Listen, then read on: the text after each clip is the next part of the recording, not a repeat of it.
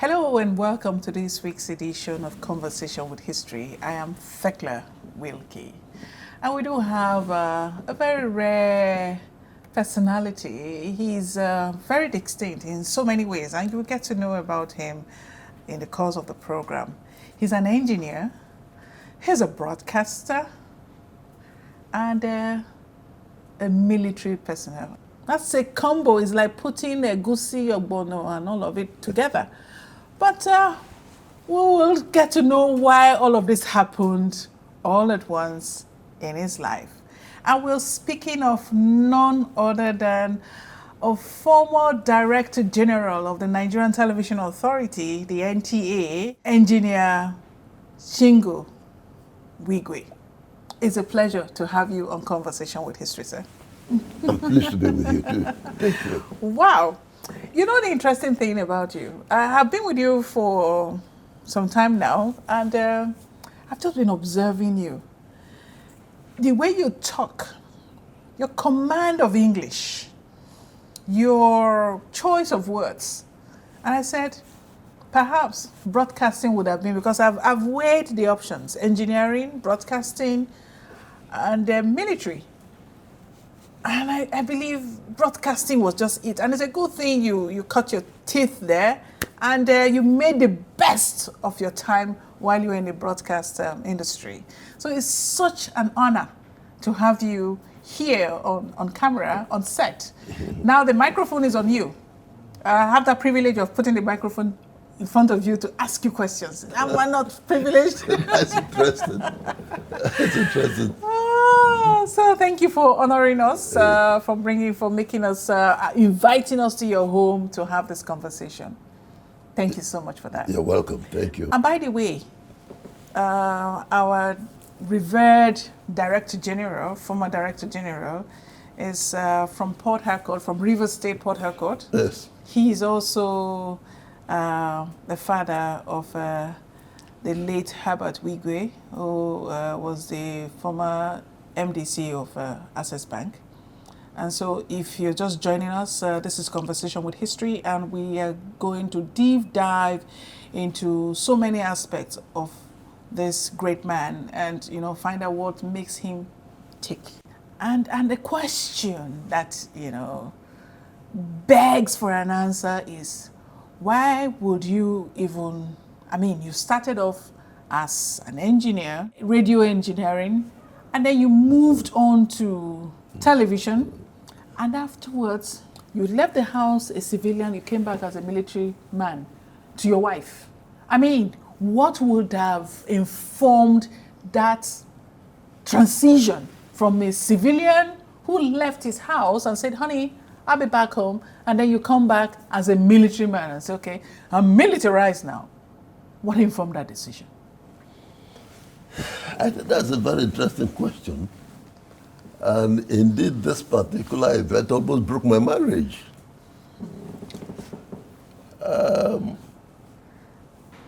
As a young man, just looking about and seeing what one could do with oneself.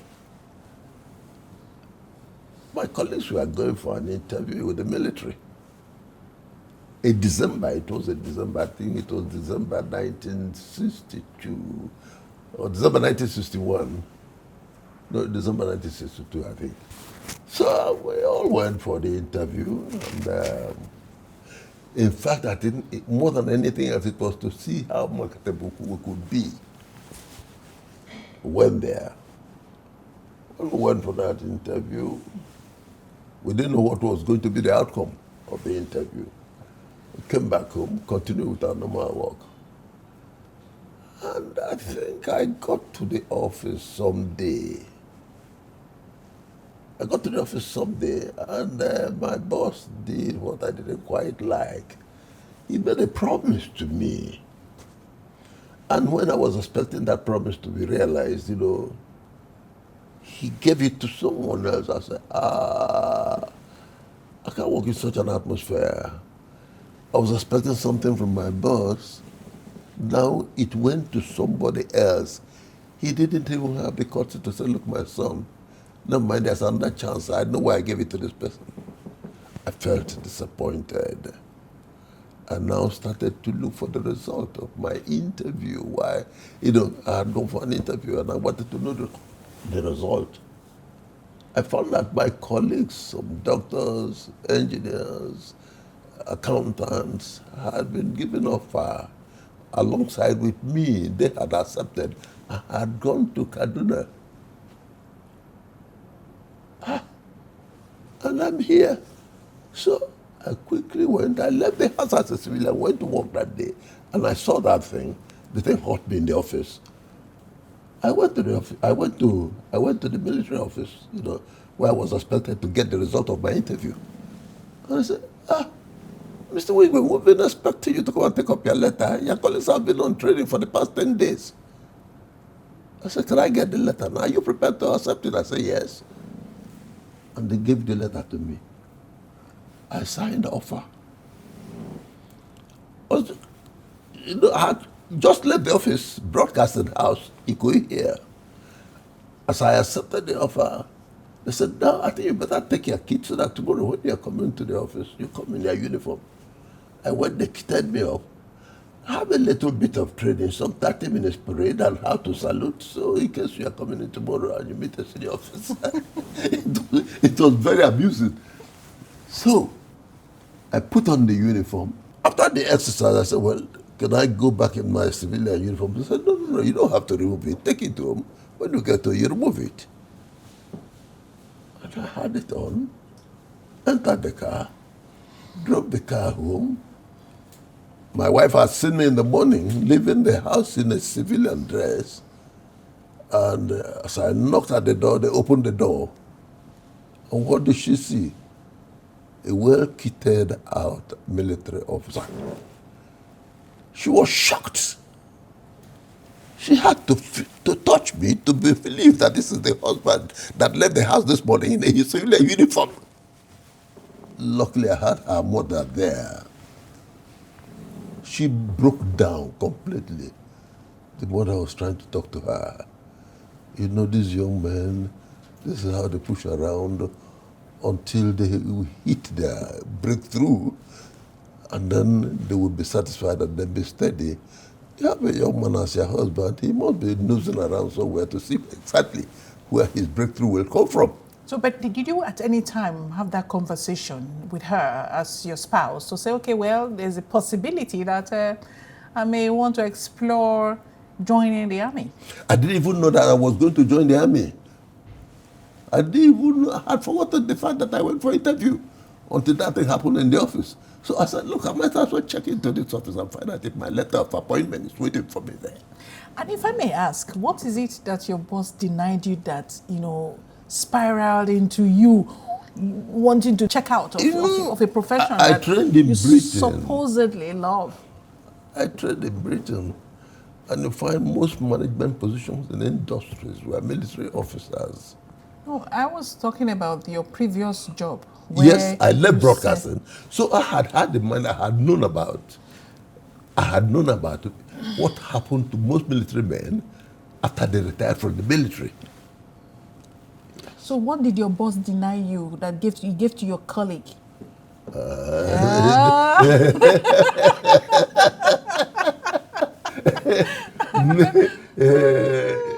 Look,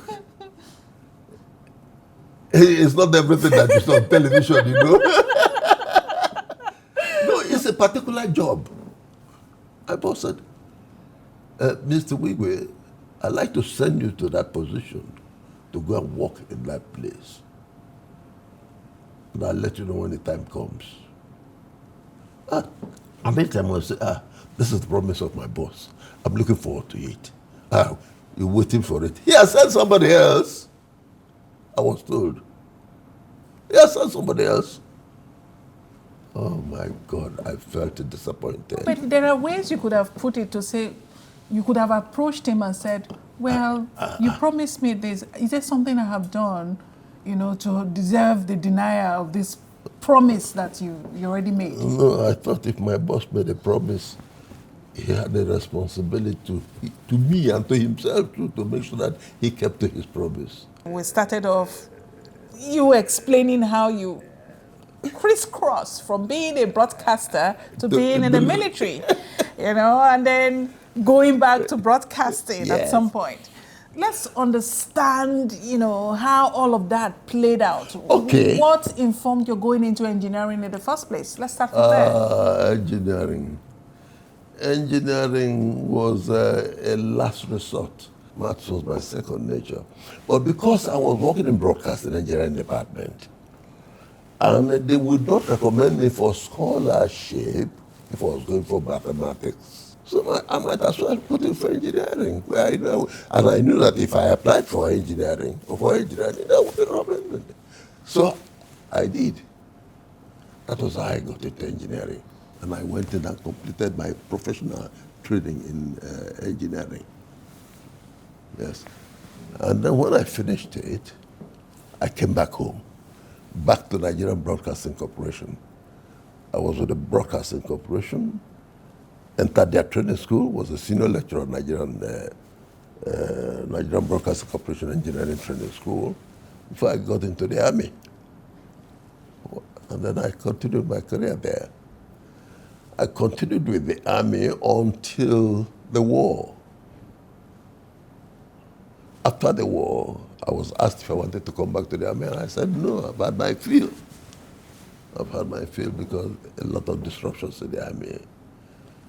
You didn't know if you were going to wake up tomorrow, not because God wanted it to, but because somebody else decided to take your life. So I said, no, I think I've had enough with the Army. And I went back. Well, I didn't quite go back to my first love, broadcasting.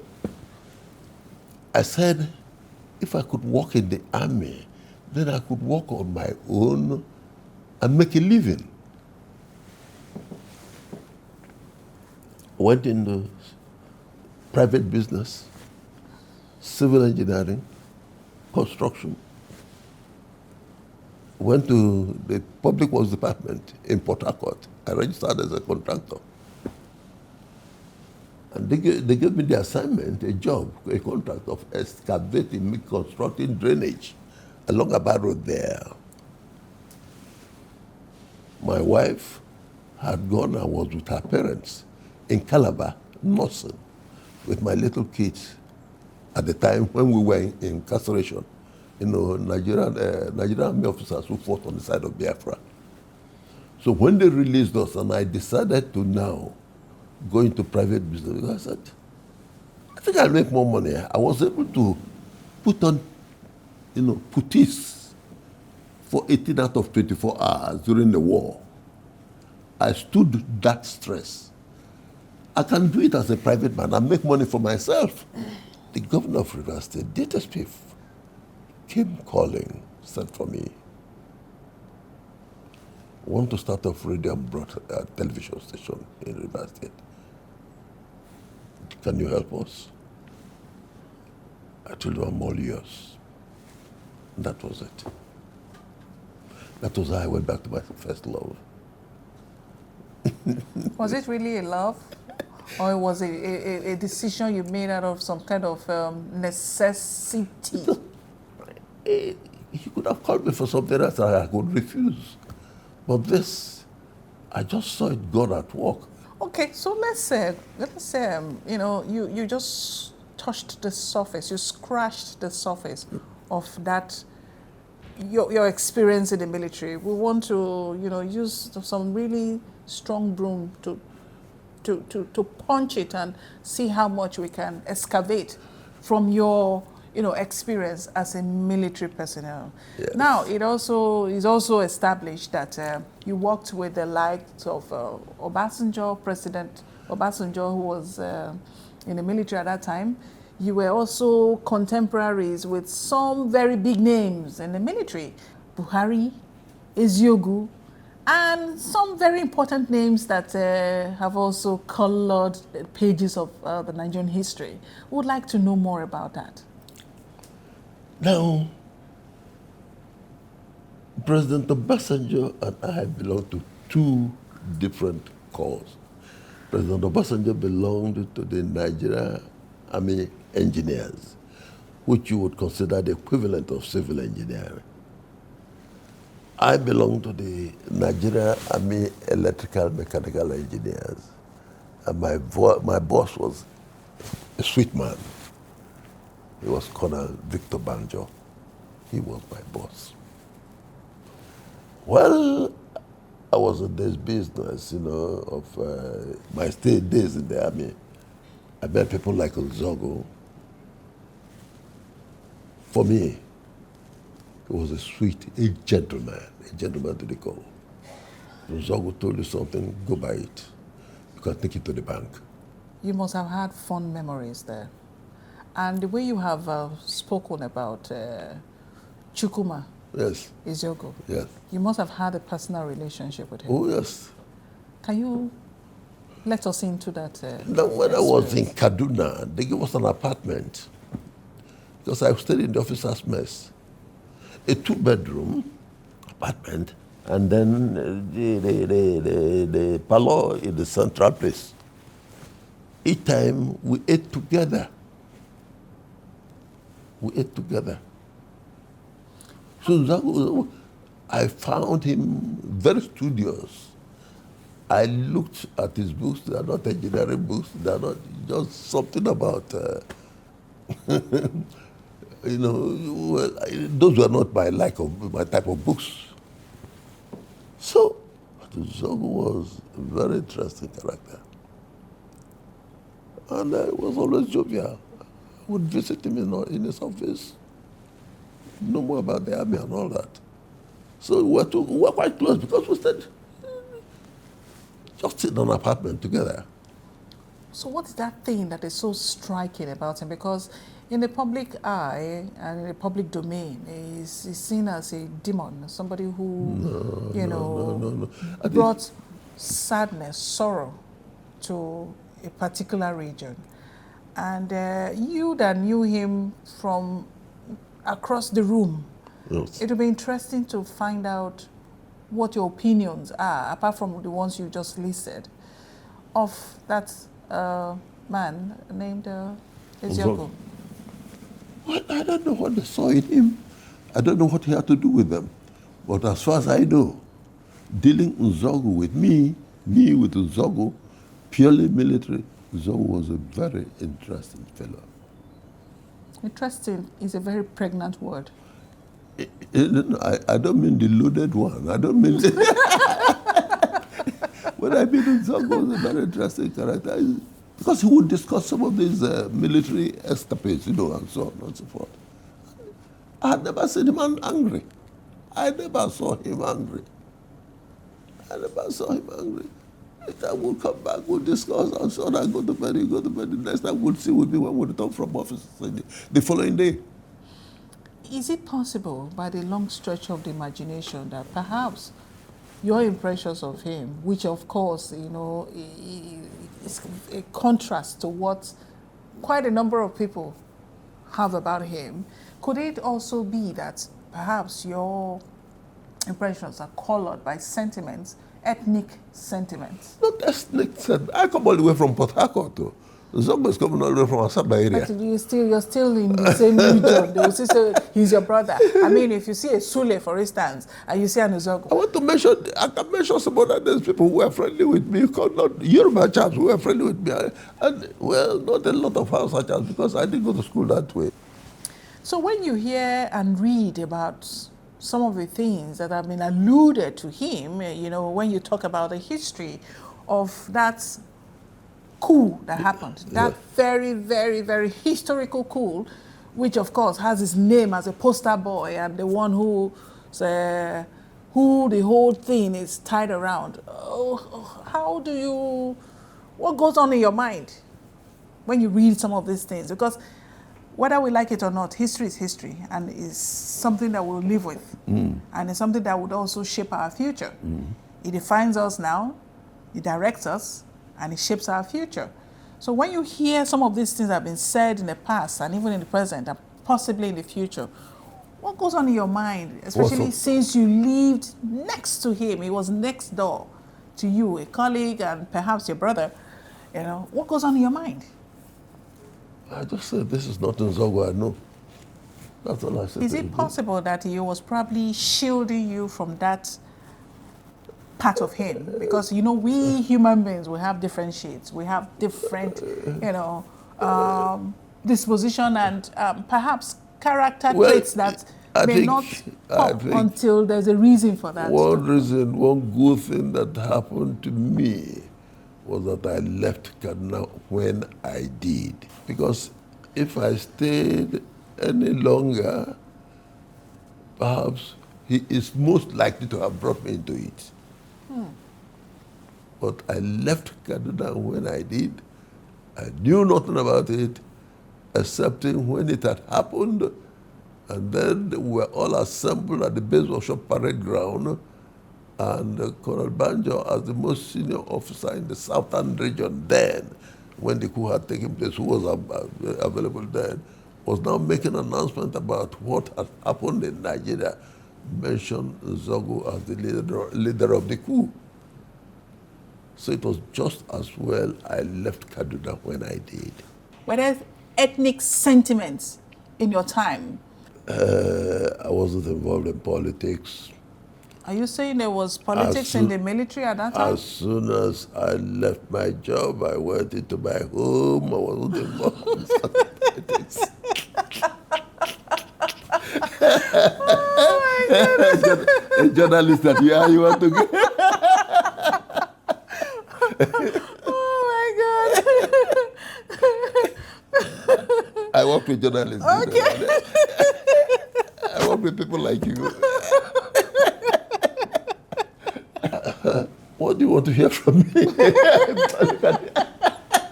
So what informed the publication you made at that time of, you know, that was titled Wisdom in Silence? What were you quiet about? But, you know, as soon as I left Lagos here, I didn't discuss anything about Zogo with him anywhere else. It just died here. Because, I mean, if I went out and started saying, oh, Zogo said this and Zogo said that, and so people will point at me that I knew what was going to happen. Yes, no. In fact, even if you said anything to me, I dismissed it because Zogo was a major. And we had colonels, lieutenant colonels, brigadier, in charge of the place. In Zogo, I would have considered whatever he said as a ranting of an ant, of no consequence. When the coup happened, I didn't know he was involved. Until they called us to say, this is happening, this man is dead, Prime Minister, his whereabouts is not known, Brigadier Ademulegu is dead. I said, my man started going back. And I said, the leader of the coup, Major Chukwumakanda. I said, my God, this boy did this. I was shocked. I was shocked, you know, the courage. The courage. Particularly when you start hearing about the drama and how he went in. So you don't joke with this infantry boys. Because I would think that was an impossibility. Having listened to you talk, yeah. I mean, about Zogo and your closeness to him, I'm tempted. In fact, we'll have to ask this question. Did you have any kind of interaction with the Southerners? Because we know that Zogo was very close to Southerners. So if he was close to Southerners and you were close to him at that time, was there any kind of link or any interaction? I didn't know that he was that close to the Southerners. Because invariably he told me that most of these senior officers were political officers. If you went to Southern place in the morning, you would see them in rank and lady. Otherwise, I didn't venture into political terrain. I didn't go there with him. I didn't find that I knew him that much. Anyway, let's move on because we have so many points to touch on. And one of it is the Civil War. Okay. Yes. What role did you play in the Civil War? I played exactly the role I would have played if I were in Nigeria. I was commanding the electrical mechanical engineering corps, and all we were doing was servicing of equipment to the fighting forces in the front, established workshops in the front, servicing their weapons, servicing their communication equipment, and then giving them, making sure they have their vehicles right to prosecute the war. Did you enlist to serve in the Biafran army? As many of us as left the Nigerian army here, because you see, you were here in the Nigerian army. You were being haunted. You found an escape route and got to the east. You thought you were in a safety zone, and the war started. You had to fight. The calculation was not to go there and fight.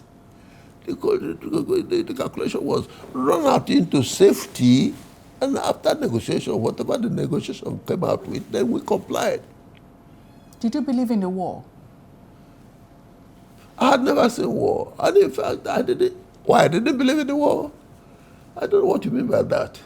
Did you believe in the mission of the Biafran soldiers? If you run out from here for your safety, and you run into your mother's home, and you didn't get safety there, you were pursued into your mother's home, what would you do? So how did the war affect you as a person, as an individual? So we're not looking at it collectively now, we're looking at it as you. You know, you were involved, you saw it. Let's look at it from your lens. How did it affect you? How did it impact you? Where I was at the time of war, that was not my prediction when I was going to study. At the time I was a young technical officer in radio. I'll go and become an engineer. That was not exactly what I expected I would be doing at that point in time. There was some disruption in my life, so to say. I bore it because it wasn't just me, just myself. It was everybody. Do you think, in your own opinion, that both sides, both parties, managed the war well? I don't think they managed the war well, but I think Gowon did a good job. Yes, he said, no victor, no vanquished. We didn't see a lot of us executed, but at the same time, activities after the war did not make use of the gains of the war. There were losses, there were gains too. If you came to Biafra at that point in time, they were manufacturing things. If they harnessed that group of those there, I think would have been way up. Rather, we dwelt on the, what would I call it now? Things that happened during the war, the negative things that happened. We didn't look at the positive sides. We didn't look at the positive side. So what lessons do we have to learn? I mean, because life is a lesson. We keep learning every day, even from the things we have learned. We unlearn and relearn. What lessons are there to be learned from that whole experience? The lesson to be learned is to get everybody integrated. Interestingly, this whole drum of Biafra is still beating and beating really, loudly. And you would imagine that having done it the first time, with the catastrophe, that emanated from that whole experience, yes. you would expect that, everything will railroad into something else. There'll be some kind of redirection on how to move forward. But it will seem some people are trapped in that concept of Biafra. What's your take on that? If you look at the reasonable people, if you look at the men who would constitute the Biafra, not most of them do that thing. It's the grassroots, those at the bottom. Who is going to lead the Biafra now? Most of the great men are not talking about Biafra anymore. I'm not talking about Biafra anymore. The great men, do they include you? Am I a great man? I'm an ordinary man. I'm a pastor, you know. We didn't mention that. You are a great man. No, we're coming to that. Okay. Now, the Civil War ended. Yes. And of course, you went back to your first love, as you said. You left the military where you were excited as a young man. You were adventurous. Yes. You saw adventure stare you in the face and you took off. You came back to your first love. It's always the case. So when you came back, were there any surprises in terms of how the broadcast industry has moved, you know, while you were busy trying to hold the gun and, you know? My old friends received me very well. I think I enjoyed my stay coming back. So you had a warm reception? I did. With red carpet? Particularly when they said the television stations were to go back to the federal government. I moved on to the television. Yes. So how did you get to the position of the Director General? Because that doesn't come cheap. How did you earn it? I mean, there were other contemporaries who could have also become Director General, but they chose you. What, in your own opinion, earned you that stripe? No, the best person to answer that question would be the president. Of course, you would probe as a journalist. You would have probed to say, how did I deserve this? This journalist is trying to get what's out of me. The president would be the best person to answer that question. The president would be the best, but it's not a very sweet position, you know. Tell us about it. It's not a very pleasant job. I'm sure your DG will tell you the same. But what's still there, it was military. When they take you in there, you're in for it. Were there times when you leave the home and you have second thoughts about if you return home during your time, you know, as a journalist serving under the military? Were there times when you nursed the fear of something happening to you somehow? You know, when that parcel bomb happened at Delegi, where I didn't know what to do with this job. I didn't know whether to run away. I was scared for my life. I didn't know what letters to open, my personal letters, which were not to open. Said, we are sitting on a keg of gunpowder.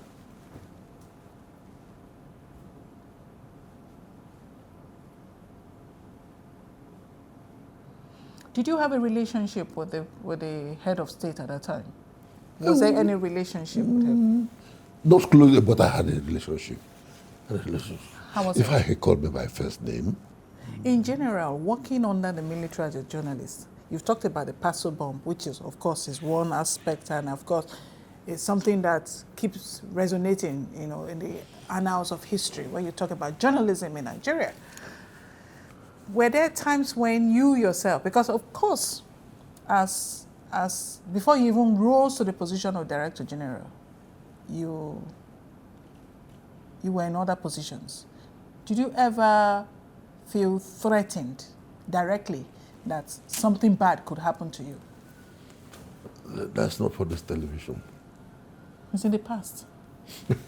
And you are a 90-year-old man who nobody can do anything to you at this point. Nobody can do anything. You'll say, he's an old man. Have you been 90 before?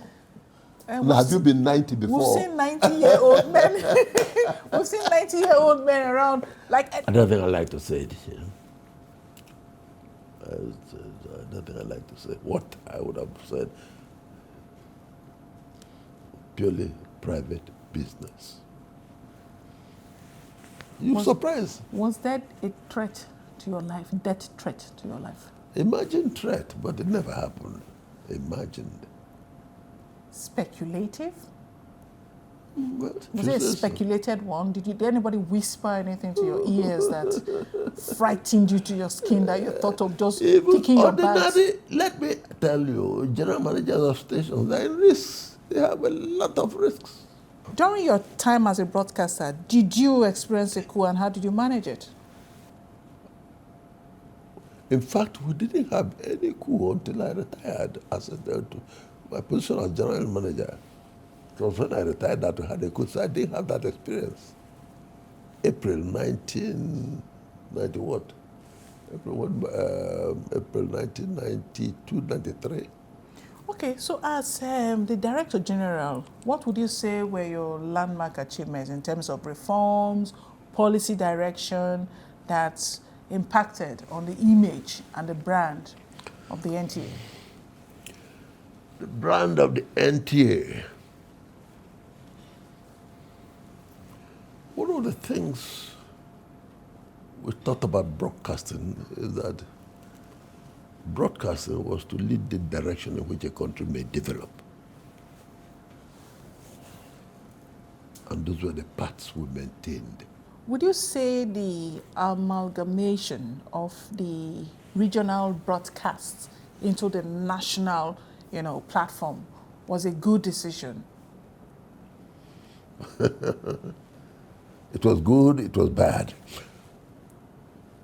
Because those days, you have the stations in the regions announcing election results the way they have seen it.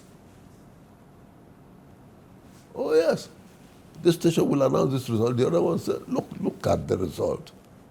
This is the authentic result. Didn't you know that? So the amalgamation was, I think, in a way, supposed to really subdue those views and took one view nationally. So it depends on who is handling the show. Now, going beyond politics, we know that at one time NTA was the only national broadcast. Yes, yes. Today, we have several others. Right. At that time, we had some core values, guiding and binding on practitioners at that time. Do you still can you still identify those values in the way journalism is being practiced today? Yes. Most of the core values are upheld by some stations. Some stations, you see, through journalism. You see a journalist, there must be balance. In the news, you meet the sides that are affected, but some could not be bothered. They broadcast anything. There were so many controversies that surrounded IBB's regime. How were you able to manage it as the chief executive of the NTA, who was like the major broadcast medium we had at that time? The only major broadcast, yes. Well, just to pray to God for guidance. We have set rules, we just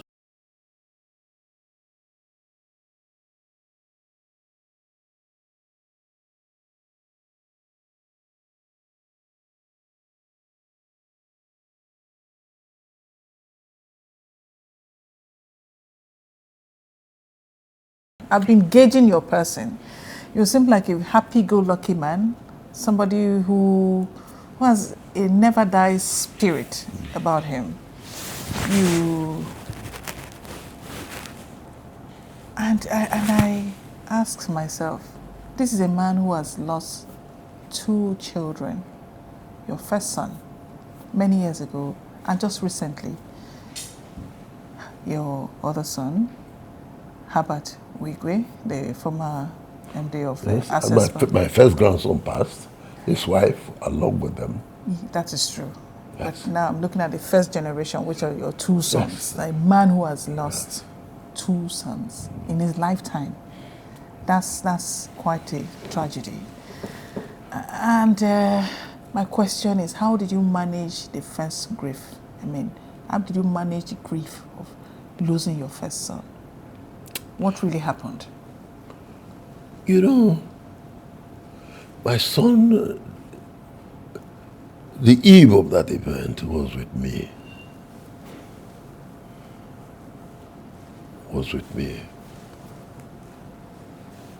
And I left him, I went to the camp. He didn't tell me he was traveling to Port Harcourt, because I had warned him, you're going a long distance, you must get the driver. I can't trust your driving unless, of course, you can leave here early in the morning so you get to Port Harcourt in broad daylight. But he chose to go, I don't know, he decided to go in the evening. And that thing happened. I could not believe it. I could not believe it. I said, it couldn't be Osita, because he was very much devoted to things of God. So I looked at it. What else could one do? Could be a test of my faith. The Lord knows where I am in all these things, in all these travails. And he will talk to me on the last day. That's where I see it. What has happened is that Herbert has gone before me. My first grandson has gone before me. Osita, my son, has gone before me. Indeed, what is happening is that they are praying for me there, that I come their way. I'm hoping to reunite with them on my last day. Are you looking forward to that? I'm looking forward to seeing them again. But you want to stay here longer? As long as God chooses. But the day He takes me, I'll be happy to meet the ones up there. It will seem Osita was your favorite son. I love all of them equally. I do tell that Osita is my favorite. If anything, that was the one I trashed so much. Sometimes it's the one you beat the most that is your favorite. That is the point. That is the point. That is the point. It turned out to be, he looked like a boy and a girl fused together, because all the attributes of girl he displays, the attributes of a boy he displays. He goes to make a dress, he makes two, my own and his own, the same size. He would leave his work, came to the place I was there at Anthony living with my wife. He would come maybe on the bed with me, discussing that there are things going on and so on. If he has a catch of cash, he just plays it. Daddy be managing this one, not like but I beat him the most. I beat him the most. And yet people say it's my favorite. Now he's gone, they say my daughter is the favorite. It's the same thing. I say, how do people know this girl is my favorite? I beat her properly. But to think that the two of them went the same way by accident, what do you think the universe is telling you? What do you make of it? God chose to take them that way. As a father, did you have any kind of premonition, any sign? You know, as parents, there's just this... In the case of Herbert, I had. You did?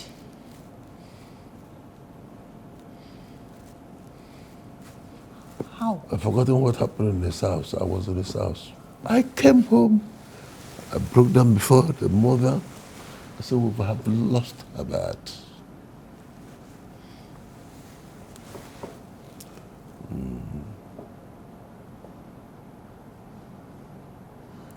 Did you try to warn him? Because I got to the new house. I was not happy. It was very ostentatious. I didn't like it one bit. I don't like a child when too many eyes are focused on the child. when it happened. So I told you. Did you try to caution him?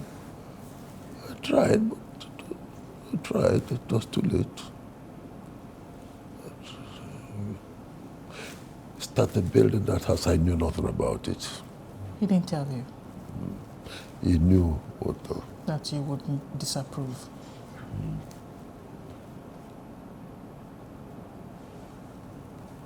Why is this so? Why is this? Where is this? I just prayed and left. Came and told Mother, we've lost him. What was your relationship like with him? Good. While he was alive? You see, when you have too many relationships, father and son, and you have it with other friends, that old man, I'm an old man. I lived them in the old school. We are old school. I came and told her. I was sitting there. Lost her. You know, upstairs, I went to the bedroom. I said, we have lost Herbert. This was what I told you. This is what I asked him. He couldn't give me a proper answer. What was her own reaction when you told her? She said, no, don't say like that. No. I said, I'm telling you the fact. I'm telling you the truth. You think it's the eyes of the evil ones that just peshed on him? One thing you must not do. Don't be the center of discussion. Don't be just keep away from,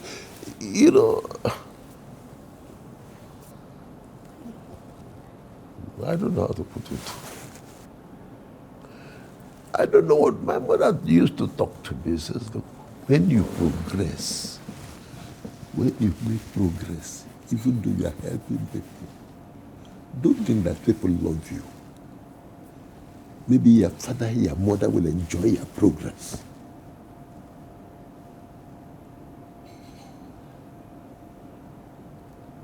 I better make that clear to you, to your mother, your father. You have some genuine friends, but you never can tell. Do you think there was any sabotage whatsoever? You've come with the journalistic angle. You've come with the journalistic. No, because there are so many things out there. And it's an opportunity for you to correct some of these impressions. Huh? What sort of impression? I'm sure you read the papers too about how they thought you were trying to claim his property and then leaving his own children in the cold. Who can take care of Herbert's property? Is it a friend or the parents or the relations? Not relations, siblings. Is it a friend? Is it a friend? Could it be that he trusted the friend more? Huh? Maybe you didn't know the boy more. Oh my God. Trusted the friend more. You see, I talk like an old man. Who is the best person to defend Herbert's property? The father or a friend? The father 90 years? My grandchildren are there? I beg your pardon.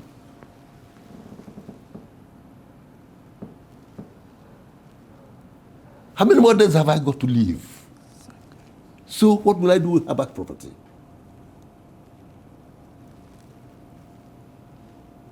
You know, when people tell lies, I'm not abashed. I move out in the public because I know that none of those lies can stick onto me. I'm a simple man from beginning. I trained Herbert. I brought him up. Not a single fathom from anybody went into bringing up Herbert. The mother is there. Herbert was born with rashes all over him because of the situation. The mother ran away from Island maternity with a boy who was about just 2 days old, who had not done any shopping for him. She nursed Herbert all through. What will I do with Herbert's world? If they were, all manner of things they were said, Herbert would spend his money on me, put me in a jet, go for your hearing aid. The one who was alive. What else do I want? But you see, thank God we have a God. That God can kill and he can make alive. And so I did things with him. Herbert was speaking to me on telephone. Daddy, it doesn't appear I'm hearing you well, or it doesn't appear you're here. Look, you have to go to Spain next tomorrow. Go to your hearing doctor. That is Herbert for you. I don't use glasses. That is Herbert for me. What is it Herbert could spend on me? It is possible those who never took care of their fathers like that. You can see a heart stroke. Heart stroke. I was very well. Just taking a walk here. But for Paul, who was by my side, and for the presence of God in my life, that I'm still alive. If Herbert were alive, he would have flown me out. Are you still being taken care of? To some extent, to some extent. It's as if it were Herbert that I was this ill, he would have taken me out. Taken me out to see that everything is restored. But are you in touch with the children? Huh? Are you in touch with them? Do you communicate with them? Occasionally. Do they reach out to you? They try to influence the children. Come, we're looking after your father's thing, yeah? Look at your father's thing. Talking of me, an old man, the father of Herbert. I'm sure he'll be rolling in his grave there.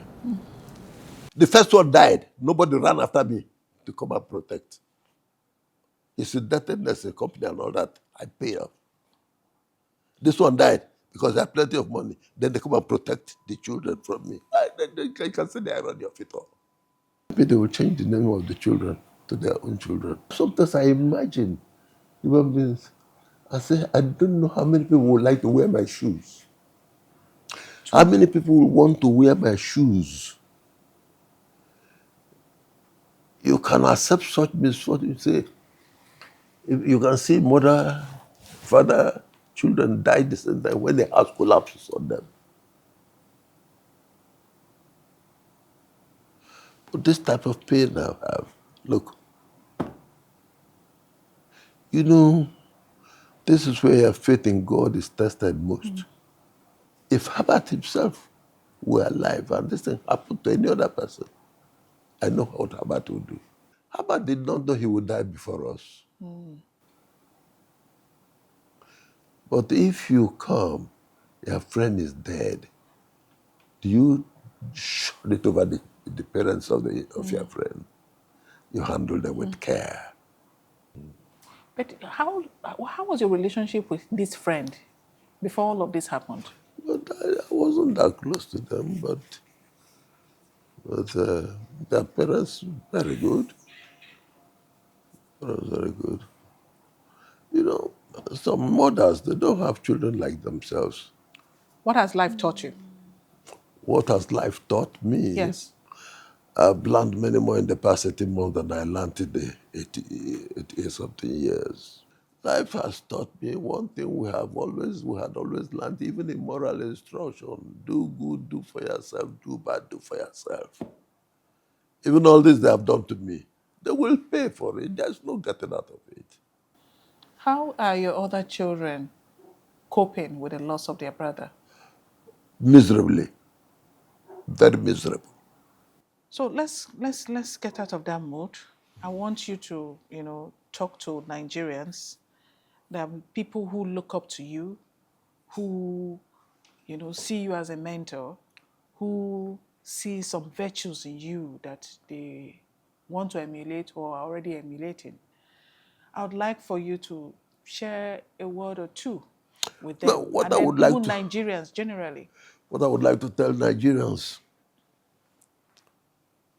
if you don't have God now, I would plead with you to whatever you will deny yourself to have God, go and have God. He is the only friend you can have. Because in this world, you'll go through all manner of tribulations. The only thing that will secure you victory in the end. And the end, we're not talking about this earth. Talking about eternity is God. God sent you to me. God sent you to me to vent out some of my spleen. I think God sent you. I didn't know who would touch that side, but God sent you. It is well. But it's been a wonderful program. I don't think I've had one like this before. I've not had one like this before, I can assure you. I don't think I had one like this. And I enjoy it very much. It will be well. And on that note, we want to say thank you so much for being on a conversation with history. God bless you. God bless you. Thank you, man. I've Thank you very thoroughly much. enjoyed my conversation with It's you. been wonderful. And you've shed some light on some gray areas and controversies that, have no basis from what you have said. Yes. Thank you so much for granting It's a us the pleasure. audience. It's been a Thank you so pleasure. much. Thank you. And to our viewer out there, we want to say thank you so much for spending time with us on Conversation with History. Until next time when we come up with another guest, I am Thekla Wilkie. And like I'd always say, be kind to one another and stay well. Thank you so much. I'm glad you are smiling. Thank you.